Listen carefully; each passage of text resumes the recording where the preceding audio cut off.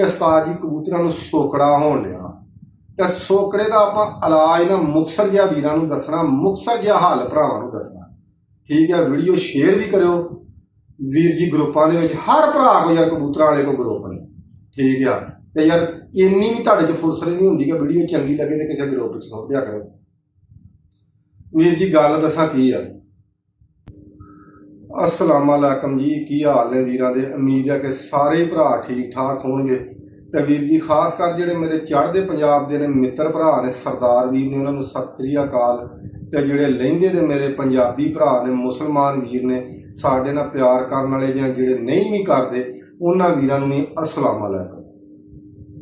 तो वीडियो वीर जी अज मैं तुहानूं दस भी देना केस मौजू ते आ, ते सारे ही भरा वेखियो ते मैनूं कमेंट करके ये गल वीरां ने दसनी भी आ कि मैं गल गलत की है या सही की, क्योंकि मैनूं पता होवे कि यार मैं गल गलत की है, ये गल तुसां दसनी है। मैं तो अपने तकरीबन अपने वालों चंगी करनी है, लेकिन यार चंगी दे नाल किसी वेले इंसान कोलों माड़ी भी हो जाती है, क्योंकि इंसान भुल्लण हारिया गलती का पुतला वा, इंसान को गलती हो जाती है। ठीक है, तो चैनल तुसीं साडा वेखण दे टैलेंट कबूतरबाजी का, तो वीर जी सपोर्ट करो, तुहाडी सपोर्ट की बहुत ज़्यादा जरूरत है। तुसीं सपोर्ट करोगे तो मैं वीरां वास्ते कोई चंगियां चंगियां वीडियो चंगे चंगे उस्ताद लैके आवांगा। तो जे इंज ही चलदा रहा कि जिंज हुण तुसीं मैनूं सपोर्ट कर रहे हो, करन तो डे, लेकिन वीर जी उस हिसाब की सपोर्ट नहीं वीर करन डे जिस हिसाब की मैनूं चाहिदी है।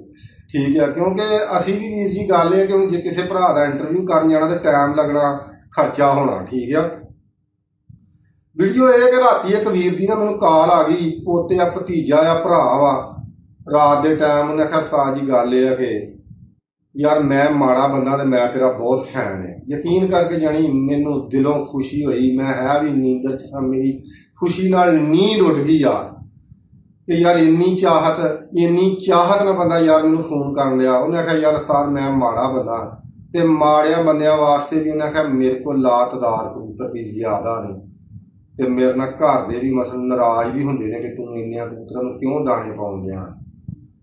तो यार अज वीडियो सारी देखो, अज मैं गल तुहानूं बड़ी मिसाल दे के करांगा। सब तो पहलों तो यार वीर जी गल है कि माड़िया बंदियां नूं ठीक है चाहिए कि अपनी हैसीयत के मुताबिक चलना। इंसान नूं हमेशा ही अपनी जरूरत तो बहुता नहीं चलना चाहिए, अपने यानी कि अपनी हैसीयत के मुताबिक चलना चाहिए, अपनी औकात तो वध नहीं बंदे नूं काम करना चाहिए। ठीक है ना। तो वीर जी गल ये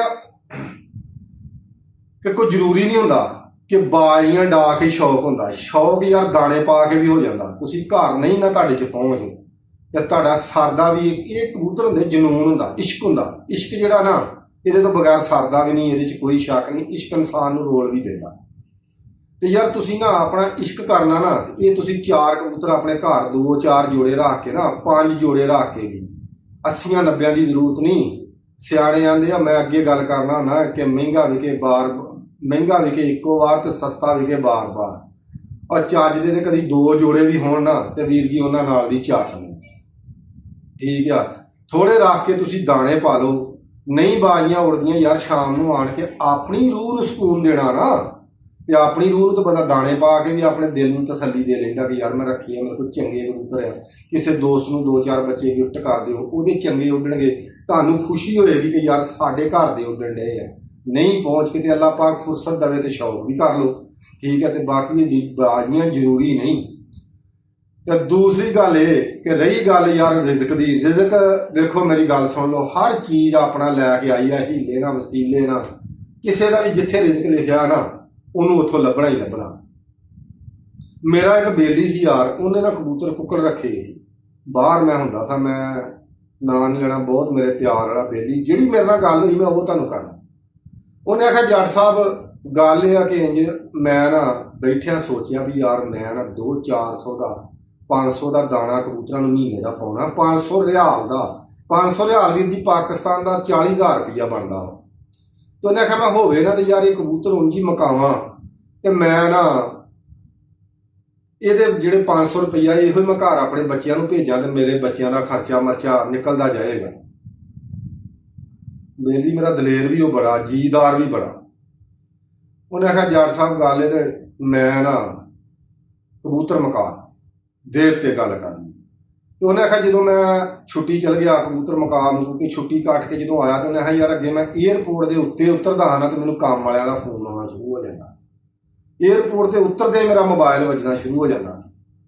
ਉਹਨੇ ਆਖਿਆ ਜਦੋਂ ਮੈਂ ਛੁੱਟੀ ਕੱਟ ਕੇ ਆਇਆ ਮੈਂ ਏਅਰਪੋਰਟ ਤੋਂ ਘਰ ਆ ਗਿਆ, ਮੇਰੇ ਘਰ ਵੀ 4-5 ਮਹੀਨੇ ਗੁਜ਼ਰ ਗਏ ਮੇਰਾ ਮੋਬਾਈਲ ਨਹੀਂ ਵੱਜਿਆ। ਕੰਮ ਵਾਲੇ ਬੰਦੇ ਨੂੰ ਮੈਂ ਕੰਮ ਵਾਲਿਆਂ ਮਗਰ ਫਿਰਾਂ ਤੇ ਕੰਮ ਨਾ ਲੱਗੇ।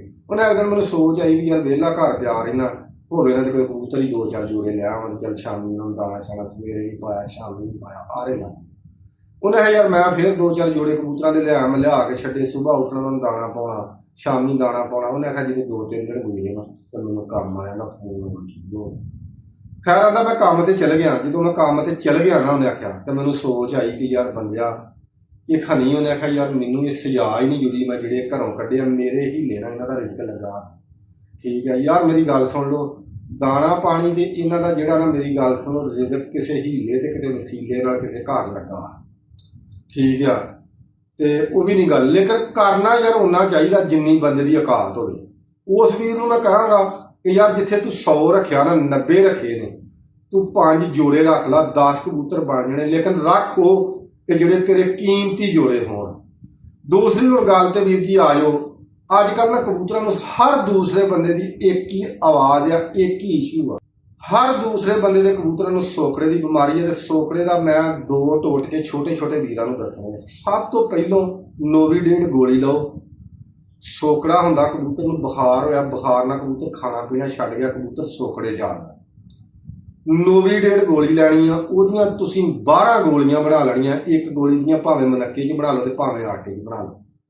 ਸ਼ਾਮ ਨੂੰ ਕਬੂਤਰ ਨੂੰ ਤੁਸੀਂ ਗੋਲੀ ਦੇ ਕੇ ਤੇ ਉੱਤੋਂ 10 ਸੀਸੀ ਕੋਸਾ ਪਾਣੀ ਦੇ ਦੇਣਾ ਵਾ, ਤੇ ਤੁਹਾਡੇ ਕਬੂਤਰ ਦਾ ਵੀਰ ਜੀ ਗੱਲ ਇਹ ਆ ਬੁਖਾਰ ਲੈ ਜਾਏਗਾ, ਸੋਕੜਾ ਵੀ ਹਟ ਜਾਏਗਾ।